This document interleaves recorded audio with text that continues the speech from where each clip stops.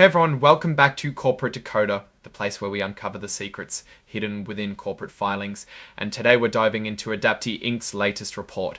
Get ready because this one is packed with some interesting moves, especially on the acquisition front. Before we break it all down, be sure to hit that subscribe button so you don't miss any future deep dives, and join our Discord community linked below. It's a great place to chat about all things investing. Alright, let's get straight into it. Adapti Inc., a company you might not be super familiar with, is making some big waves. On July 14th of 2025, they officially acquired a Texas-based sports agency called Ballingy Group LLC. Now, this isn't just a small deal, it's a pretty significant move for Adapti. The acquisition cost them a pretty penny and got structured in a few different ways. First off, Adapti is handing over 6.5 million shares of its own common stock, valued at a hefty $20 million. They calculated this value based on the average stock price for the 10 trading days before the deal closed. On top of that, they've issued what they call participating promissory notes with a principal amount of $7.5 million. Think of these as loans that Adapti will have to pay back, probably with interest. But that's not all. There's also an earnout component of up to $20 million. This means if Ballingy Group achieves certain goals over the next 4 years, Adapti might have to pay out even more. Let's dig into these notes a bit. They mature on June 30th, 2030 and carry a 5% interest rate. Adapti's on the hook to make payments on these notes if they raise at least $25,000 from selling more stock, or if Ballingy Group generates enough free cash. This structure ties the repayment of these notes to the company's financial health and cash flow, which is a pretty common approach. Now, about that earnout, this is where things get particularly interesting. The earnout consideration is also paid in Adapti stock. Each year for the next 4 years, they'll look at Ballingy Group's earnings before interest, taxes, depreciation, and amortization, or EBITDA.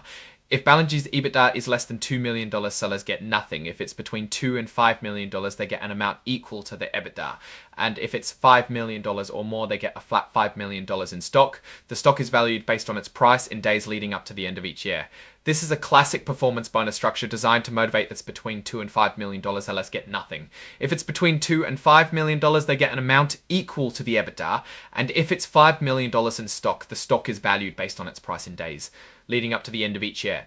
This is a classic performance bonus structure designed to motivate the acquired company's management to hit their targets. At less than $2 million, sellers get nothing. If it's between $2 and $5 million, they get an amount equal to the EBITDA, and if it's $5 million in stock. The stock is valued based on its price in days leading up to the end of each year. Speaking of incentives and restrictions, Adapti has also put lock-up agreements in place. This means the sellers and even some Ballingy employees who are receiving Adapti stock cannot sell their shares for 18 months after the deal closes. After that initial period, those receiving shares can only sell 10% or less of the average daily trading volume. This is to prevent a flood of new shares hitting the market, which could drive down the stock price. It also signals that the sellers believe in the company's future and are willing to hold on to their shares. Here's a quirky detail. As part of the deal, Ballingy's lease agreement was amended. This amendment allows Ballingy to pay its monthly rent using Adapti stock instead of cash. The stock is valued at its closing price. On the day the rent is due, this is only possible as long as Adapti stock is listed and tradable on an exchange. It's a creative way to manage cash flow, especially if the stock is performing well. Now, none of the stock being issued in this deal, the stock consideration, the earnout, or the lease shares are registered with the SEC. This means they're being issued under an exemption, which is typical for private placement transactions like this. But it also means there are fewer protections for those receiving the shares compared to publicly registered offerings. This acquisition has significantly changed the control landscape at Adapti. The sellers who received Adapti stock now collectively hold about 68.63% of the company's outstanding shares. And a key figure here is James Ballingy. He has control over all the shares held by the sellers. This means he can pretty much dictate major company decisions like electing directors or changing company bylaws. He could potentially have even more influence if he receives more shares through the earnout payments. This is a major shift in power and could signal a new direction for Adapti. On the leadership front, Adapti has appointed Jeff Campbell to its board of directors, and he's taking on the role of chairman of the board. This appointment is tied to a consulting agreement where he'll receive $2,000 a month. This fee accrues until the company is well capitalized or he signs a formal employment agreement. He can be paid in cash or stock. It's also worth noting that Jeff Campbell has loaned the company money. Back in September 2024, he loaned Adapti $100,000 with a 12% annual interest rate and a similar 12% fee at maturity. What's interesting is that this note is convertible into Adapti stock at $4 a share. Adapti can even force the conversion if its stock hits $16 for 10 consecutive days with decent trading volume. This is a common way for early stage companies to get funding while offering investors an upside through equity. Before the acquisition on June 2nd of 2025, Jeff Campbell also loaned Ballingy Group $50,000. This note was due July 17th, and as of the filing date on July 18th, it's still outstanding. This shows that Mr. Campbell was investing in Ballingy even before Adapti acquired it. The company also put out a press release on July 17th of 2025, officially announcing the Ballingy acquisition. This is standard practice for companies to inform the public and the market about significant events. Now for the financials. The report indicates that the actual financial statements for Ballingy Group and the pro forma information combining the two companies will be filed later. Usually this means they need more time to compile and audit these figures. So while we know the deal structure, we're still waiting for the complete financial picture post-acquisition.